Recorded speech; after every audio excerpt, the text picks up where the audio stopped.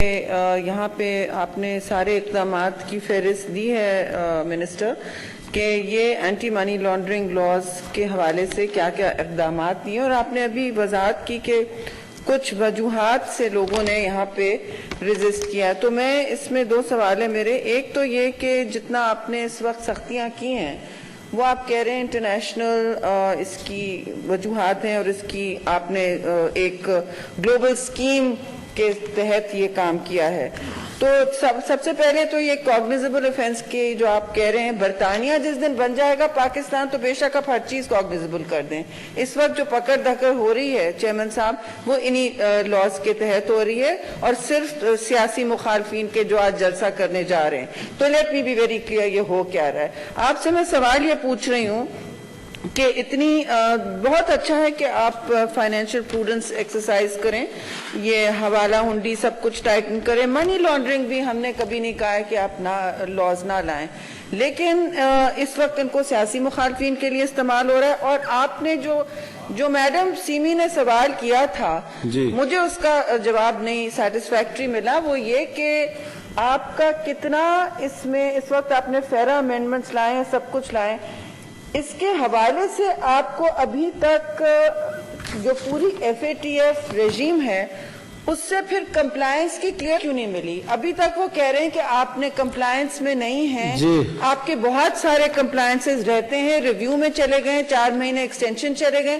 تو سارے ملک کو اس امتحان سے گزار کے جو ایک لیول تک گزرنا چاہیے تھا، یہ پہلے بھی لاز ہم نے گرے لسٹ سے ہم نے نکلوایا ہے پاکستان کو چیئرمین صاحب، لیکن لوگوں کو اس طرح دو سیاسی پولیٹیکل لیڈرز کو انہی لاز کے تحت آپ وچ ہنٹ کر رہے ہیں. باقی ملک میں آپ کر نہیں پائے ہیں جہاں آپ کو کلیئرنس ملنی تھی. سوال یہی ہے کہ what have you achieved? Are we out of the grey list? اور منسٹر صاحب زرداری صاحب نان اویلیبل وارنٹ. جی منسٹر صاحب اماد سر پلیز. تو مجھے یہ سمجھ نہیں آتی کہ جب منی لانڈرنگ کا لفظ آتا ہے تو اپوزیشن اتنی ڈیفینسو کیوں ہو جاتی ہے.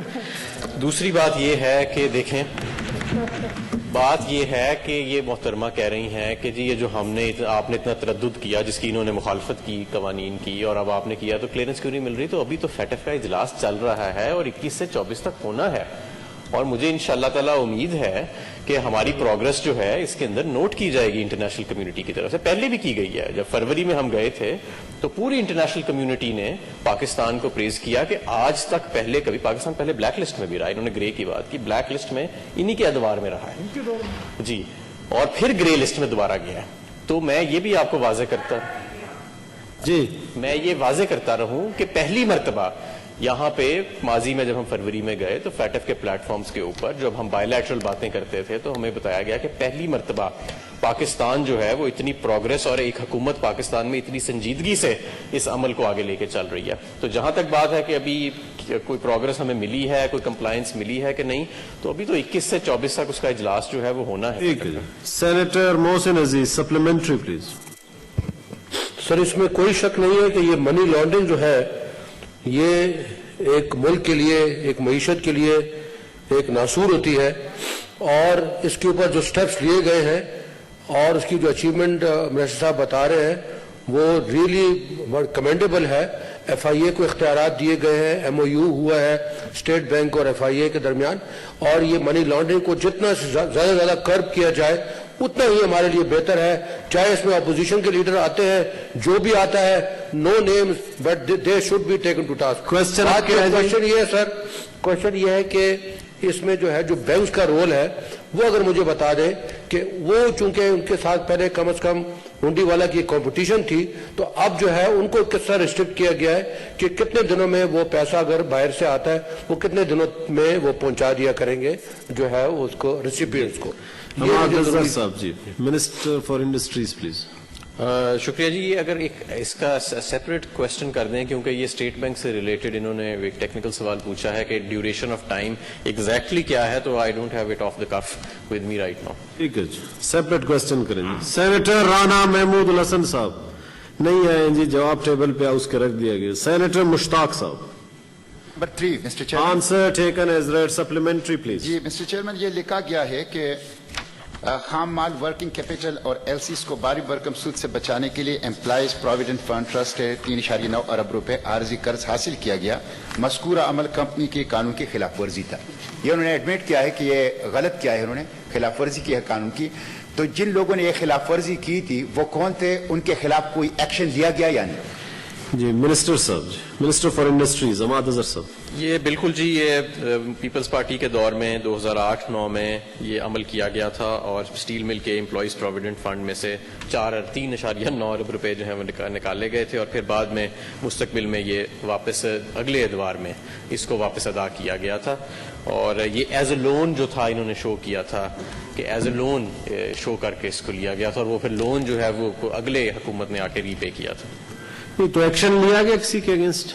आप इसकी लीगैलिटी को एग्जामिन कराना पड़ेगा कि इसको जिस तरह उन्होंने कोर्ट किया, अमल तो ये ठीक नहीं है, जाहिर है जो उस वक्त हुआ, क्योंकि ये एक ठीक अमल नहीं था, लेकिन इसकी लीगैलिटी को हम एग्जामिन करवा लेते हैं कि आया इसमें इलीगैलिटी थी कि नहीं थी, लेकिन ये बात जरूर है कि अनएथिकल जरूर था। ठीक, सेनेटर नुमान वजीर साहब। मेहरबानी चेयरमैन साहब, सिमिलरली मेरा सवाल है, मेरा तो यहाँ अपोजिशन में बड़े पढ़े लिखे लोग बैठे हुए हैं, उनकी हुकूमत में ये हुआ, मुझे नहीं पता था कि पीपल्स पार्टी की हुकूमत में जिसमें हुआ, लेकिन जो प्रोविडेंट फंड होता है या पेंशन फंड होता है ये कभी आप निकाल नहीं सकते। It's a very serious crime. My question to him is, to the honourable minister is कि सिर्फ मुझे उस पॉलिटिकल फिगर का नाम बता दें जिसने ये गैर कानूनी काम किया और जो लोगों की पेंशन का पैसा था उसको इसलिए इस्तेमाल किया, सिर्फ उसका नाम चाहिए मुझे। जी मिनिस्टर साहब, मिनिस्टर फॉर इंडस्ट्रीज प्लीज। ये मैं इनको नाम इंशाल्लाह ताला डिग आउट करके कि उस वक्त कौन साहब थे, who was in charge of the PSM management at that time, I'll have वो तहकीकात करके ले आए, उसको किसी दिन बताएं जी। ठीक है जी ठीक।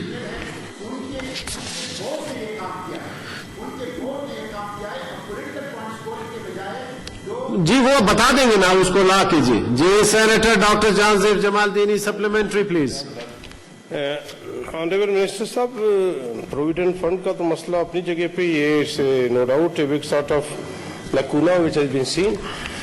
सेकेंडली ये है कि आप ये बताएं कि I don't know is relevant और नॉट, स्टील मिल की जो ना आकबत क्या होगी? क्या इसी तरह जो है ना उन्हें पालते रहेंगे और ये जो ना बिग वाइट एलिफेंट को जो ना तकवीत देते रहेंगे या इसे जो ना कुछ एंड भी है इसके लिए? Minister for industries please.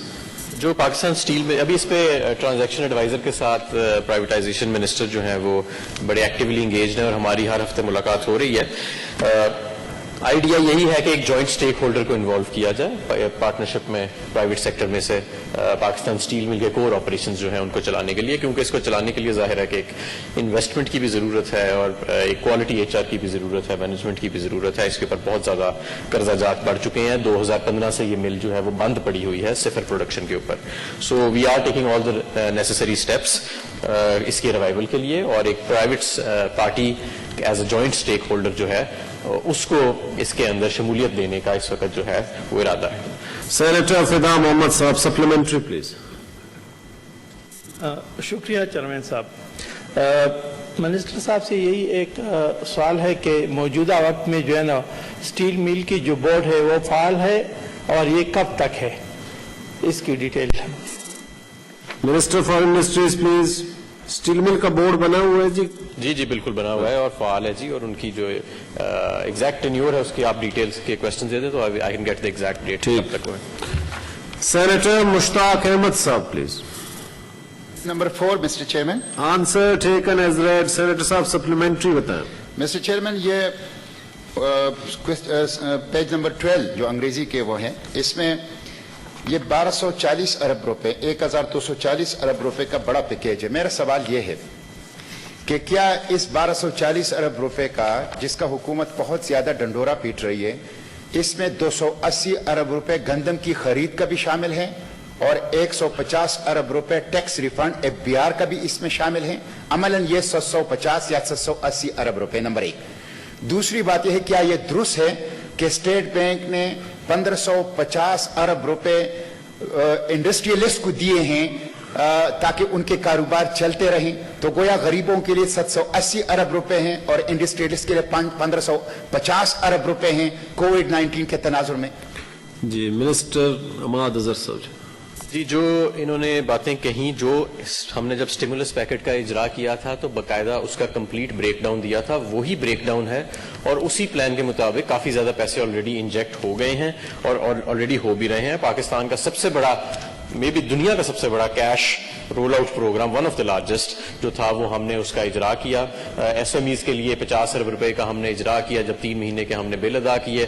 اس کے علاوہ بے پناہ جو سکیمز تھیں وہ بھی اس کے اندر شامل ہیں, اور جس کے نتیجے میں آپ نے دیکھا کہ پاکستان جو ہے جہاں پہ باقی اکانومیز شرنک کر رہی ہیں اور گلوبل اکانومی جو ہے وہ ایک ریسیشن میں ہے اور 4.4% نیگیٹو میں جا رہی ہے, تو پاکستان کی جو اکنامک گروتھ ہے وہ پروجیکٹڈ ہے at a growth of +2%. India Hindustan کے ساتھ -10% میں ہے. تو اس کی وجہ یہی ہے کہ یہ ہمارا جو سٹیمولس پیکج تھا یہ ہائیلی افیکٹو تھا.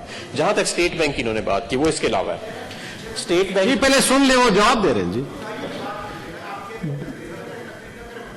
اسٹیٹ بینک جی جی اب یہ کر رہے ہیں, جی جواب دے رہے ہیں. اسٹیٹ بینک کسی کو ہاتھ میں پیسے نہیں تھما رہا. جو لون ڈیفرمنٹ سکیمز ہیں ان کی, جہاں پہ جب کووڈ آیا تھا تو جو کیونکہ کاروبار بند ہو گئے تھے تو لونز کو ڈیفر کیا گیا, یا سبسڈائزڈ مارک اپ کے اوپر جو بزنسز کو اپنی فکسڈ انویسٹمنٹ ایکسپینڈ کرنے کے لیے تاکہ اس ملک کی پروڈکٹیو کیپیسٹی انہانس ہو, جو قرضہ دیا جا رہا ہے, یہ ان سکیموں کے مد میں شاید یہ رقم کی بات کریں. ایسے نہیں ہے کہ کوئی ایک لمپ آف کیش جا کے اسٹیٹ بینک جو ہے وہ کاروباروں کو دے رہی ہے.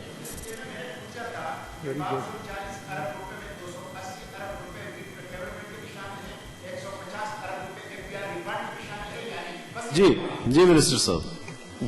بالکل جب ہم نے یہ سٹیمولس کا اجرا کیا تھا تو یہ کوئی نئی خبر نہیں ہے, یہ تو اس وقت واضح طور پہ اس کے اندر لکھا ہوا تھا اور ہم نے پریس کانفرنس میں اناؤنس کیا تھا. کیونکہ پاکستان کی ویٹ سیکیورٹی کے لیے یہ ضروری ہے کہ پاکستان ایک بڑی تعداد میں گندم خریدے اور پھر بر وقت اس کا اجرا کنٹرول ریلیز پرائس پہ کرے, جو پنجاب حکومت نے کیا اور سندھ حکومت نے اب فیصلہ کیا ہے. یہ شامل ہے اس پہ. جی. نمبر 2, FBR کے ریفنڈز کیوں شامل کیے گئے؟